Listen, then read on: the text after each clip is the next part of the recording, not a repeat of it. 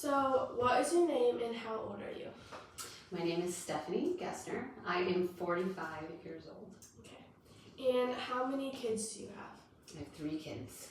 3 kids, and what are their names and ages now? Olivia is my oldest. It's a girl who is 19. And then I have 2 sons. One is named Landon, and he is 17. And one is named Braden, who is 14 now. Okay. And then how old were you when you had each one of your kids? I was 26 when I had you, almost 28 when I had Landon, and 30 when I had Braden. Nice. And then more about like personality with all of your kids. What age could you like see personality in each one of your kids? I could see personality in each one of you, like when you were a baby. I could figure that out right away. And I don't think we knew what we were seeing at first, but as we like had more babies, we realized then as you guys got older, like, oh, we were seeing this in your personality, even like in the nursing stages and like all of that. We could already see it. So, and then when you would start crawling or things that you would try to do or just how determined you were to reach for something, like all of that stuff came out right away. So. And then do you think that like our personalities are like now are similar or the same to when they were that age? Yeah, we saw a lot of that kind of stuff, a lot of like what we see in your personalities now. We totally saw that even before you were 1 year old. Even when I would be like literally like nursing you guys, I would see your personalities come out. Like you were my oldest and you always just had a little bit more sass in you and you like to like push my buttons and stuff. And even while nursing, you would sometimes like be aggressive and then like if I would say, hey, you would like smile at me with like this little grin like, like, and then like even just like our like Landon is our middle one and he's just always been kind of a calm, peaceful soul, and he always was when he was younger. And then Braden's always been like a doesn't want to miss out on anything, so I would always have to like go to another room away from everyone to go and feed him because he could not stop like what's going on, and he would like whip around, and so he's always been like a not wanting to miss out. So I could see all of that just even when you were just a few months old. So yeah. Okay. And then my next question is kind of like what you just kind of went over, but like how different were all of your kids from one another? Like personality, sleeping, like how sick we got, like all that. I think it's so interesting because, you all 3 have now been raised in the same home, but you all 3 are so different. Like there's different levels of stubbornness and different levels of things like that. And like, one is more outgoing and can talk to about anyone. And like 2 of you are a little bit more shy, but one is way more shy than the other. And it's been really interesting to just see like, oh, that's literally how you guys are wired. So it doesn't really matter that you're being raised in the same house. All of that stuff, it's just like part of how you were created. Yeah. So it's kind of interesting. And then my next question is kind of more about like defiance. So, what are some memorable stories from each of your kids that showed like defiance?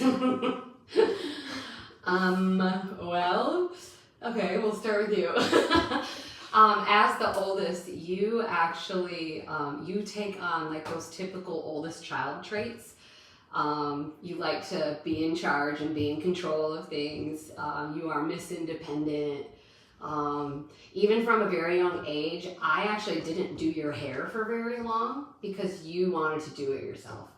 So like you had this like, nope, and if I did it and even if it looked great, you were like, no, I'm gonna do it my way, and you would want to do it. So you're my only daughter and I didn't actually get to do your hair for very long because you were just like, no, I'm gonna do this. You were also one that I remember us at like, you were 8 months old and we had something like under our TV, but you would go up to it. I'm trying to remember even what it was, but you would go up to it and you would like start banging on it and we would say, Livia, like don't touch that. And you would turn around and you would grin at us and you'd stare at us and you'd do it again. So even just that, like, I remember us being like, she is only 8 months old and she is already like doing making the wrong choice on purpose, deliberately, just being defiant. So we'd have to like stick in your crib and, you know, just do different things. And you were always the one that was like, hey, stay in bed, and you'd get up 15 times, you know, you just would not stay in your bed. So you had that strong-willed behavior, I mean, from the time you could show us anything, like you were a baby, and then it just continued on. And then as you matured, now you're a lot older and you still are strong-willed, but now it's like all of the parenting that has been done. For good instead of just like... We used to tell you, as you got old enough for us to be able to reason more with you about it, we would say like, hey, being strong-willed is okay, but we are praying that you are strong-willed about God's will, and, you know, strong-willed for the right reasons. Like you can take stands and you can like draw a line in the sand on important things, not strong-willed behavior like against parents and authority. So, and then let's see, Landon, he showed some defiance, but it was like quiet defiance. Like you were a little more vocal about it and more strong-willed in that way, but he would be strong-willed in like, you know, he was a picky eater, so we would, you know, we would have dinner out there for him, and he like didn't want to eat it, and even if I knew he liked it, but he just didn't prefer it, I would tell him, that you have to eat this, or you have to eat a certain amount of bites, and he wouldn't even say a word. He would just sit there and look at me like, and over time I just knew, oh, this boy's not going to eat tonight. Even if it was stuff he liked, but then the next night, if it was like the same food, like then he would eat it that night. So it was so interesting to like see him do that. And then Braden was different. He actually hasn't ever been super defiant. He's always been more of a people pleaser. He doesn't like being in trouble. Where I think you two, like the older two, you guys were a little bit more like, I'll risk it. Like, how much trouble will I get into? And you were willing to take on a consequence, where Braden was like, I actually don't like being in trouble. So you could redirect him differently. So very interesting. Yeah. And then kind of more going off of like defiance and then now like parenting. Have you heard of gentle parenting? I have. Okay. And then what are your thoughts on this parenting style? I think that gentle parenting, I think there are elements of it that are probably very good, especially if you as a parent, if your personality, like you have to understand how you are and you have to understand how your kid is. But like gentle parenting would not have worked for you. but like there's like levels of gentleness, you know. But I think what is being like pushed a lot right now is being so gentle all the time and always talking like, hey, and like it's almost like you're making the kid always feel like they're actually in control, which sometimes it's fine. Like we would sometimes say to you, hey, do you want to go to bed in 5 minutes or 10 minutes? We didn't care what you picked, but you felt like you were in control of it. Now I get to choose. And of course you'd always say 10 minutes, but we didn't care. And now you felt fine about it. So then when the 10-minute mark came, you were like, okay. That might be an example of gentle parenting instead of just being like, get up, go to bed, you know. So it's almost like you pick your battles and you pick which things, you've got to like figure your kids out. But just straight up gentle parenting, it doesn't actually work for everyone, and kids can manipulate parents really easily. They're very smart. Even as toddlers, they're like, oh, I know how this goes. And they know that there's not much of a hard consequence coming. So, you know, sometimes if there's no consequences that really matter to them, then behaviors don't change. So there's a lot there. I even remember a doctor once asking me if like one of you guys, I was a pediatrician, and they asked me if you guys were like saying no or something like that. I can't remember which one, but I just said, yeah. And then they were like, okay, so one of the things that you can do when your kid says no is, or when your kid doesn't want to do, or you know, wants a certain toy, or like you want them to do something that they don't want to do, if you just distract them with something else. And I just remember being like, No, or I just tell them, no, they can't do that. Because, like, we all, even as we grow up, you need to know that sometimes it's just a flat no. Yeah. You know, sometimes it's like, there's not really much of a reason, but we can still, I don't know. So just like always distracting them so they don't ever feel like they're actually being told no, that's actually not helpful for them. And they're not going to grow into an emotionally stable and intelligent kid or adult. So. Then my next question is, how did your upbringing influence the way that you approach parenting now? So that can be like things that you kind of changed that you didn't really like that your parents did, or like. Yeah. I know that the way I was parented has influenced my parenting because, and everyone says this, like once they start having kids and parenting, they like start saying some of the same things that their parents said, and you hear yourself, and I like hear my mom in me.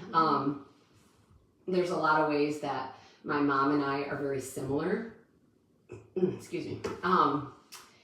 And I know that my mom would always like, she was actually like kind of hands off, but also loved a good conversation. So she would have conversations with us and stuff.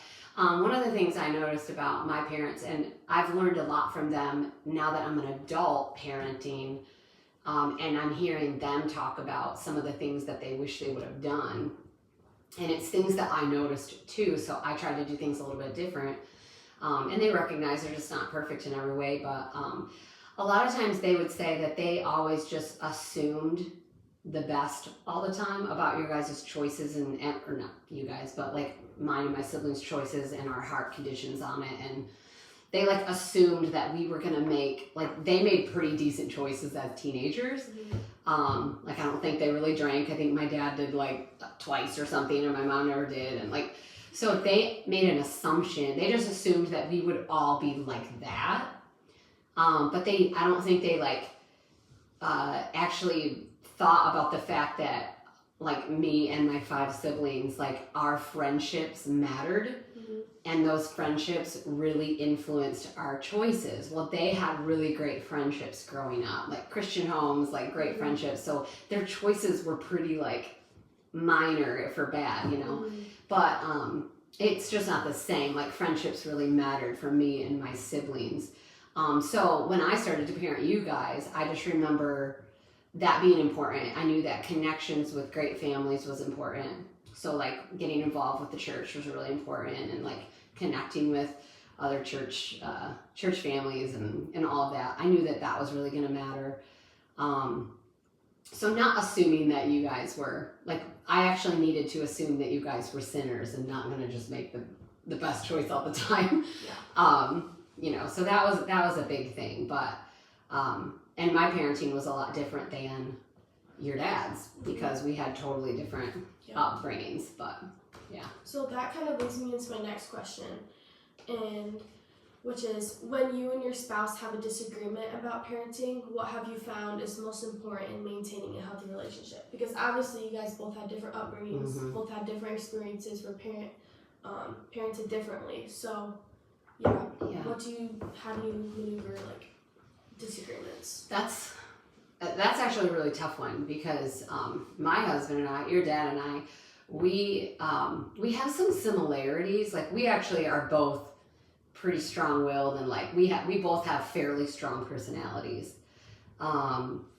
So in parenting, it's just so interesting because you do bring whatever you witnessed into the game, and you know where.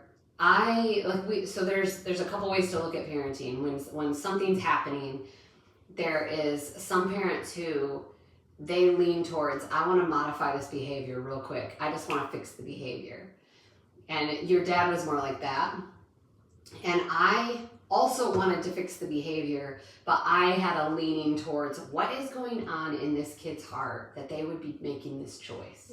So I was more like, not that there wasn't a consequence, and not that we weren't going at it, trying to figure out how to fix it. But it was just interesting. Like and it's probably a little bit of the mom and woman in me too. We're more relational, so we're like, what is going on? You know, where the dad is like, stop. Yeah. You know? But you need both. Yes. So. We actually needed a good balance of them both. And I noticed like my strength in like having some intuition about like there's something behind this. So I want to get to the bottom of that, and I want to be prayerful about it, and I want to ask more questions. I also sometimes needed him to come into play and go, this behavior also needs to stop. Yeah. You know, and then so we would like kind of butt heads on it once in a while, and then it just depends, because what kind of day are you having? Like, are you already tired out? Are you already like, you know, are you coming home? Is he coming home from a hard day at work?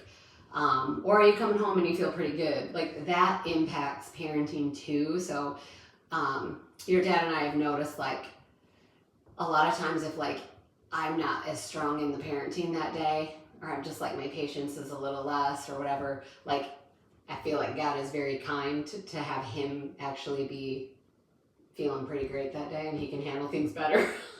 So, you know, sometimes we'd be like, I'm going to bump this one to you, you know, like, or, you know, or we would just recognize like, oh, hey, this is a lot for him. I'm going to step in or whatever. But we would have to communicate a lot, especially as you guys got older. When you guys were younger, it was a little bit different. But as you got older and as we saw patterns of behavior, then we would have to just communicate a lot about like, how are we going to approach this?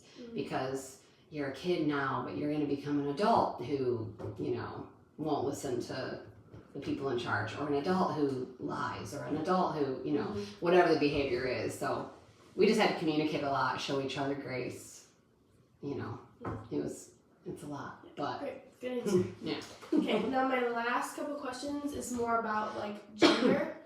So did you find yourself parenting your daughter and sons differently from one another because of their gender?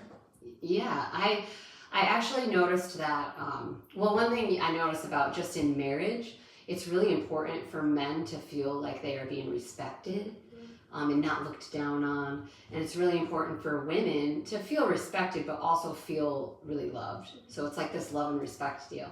And I've noticed that in parenting, it's the same. I noticed that if I were to get on the boys in a way that like maybe I wouldn't talk to like your dad or like a man, and it would feel disrespectful to a man, then I could see them getting more like upset and like gritting their teeth when I was talking to them in a way that probably felt disrespectful, even though they were little boys. Yeah. It's like they wanted to not feel disrespected. It was so interesting. I could like see it in them. Where like you, even though you had the strong will and you were kind of like bucking us on so many ways, you at the end of the day wanted to know that you were loved. So we needed to talk to you in a way like we had to throw in there like, I love you, but this is not okay. Or like, I love you too much to argue back with you right now. We would almost have to word things in such a way to make sure you knew how much you were loved. So that's kind of interesting, because that's how adults are too. Like they want to be respected and they want to be loved. So girls are going to be more relational, more tender-hearted. Even if they come at you like they're not tender-hearted, they're actually tender-hearted. So it's just something to recognize for sure. Yep. So perfect. So those are all the questions that I have today. Awesome. But thank you You're for welcome. letting me interview you. You're welcome.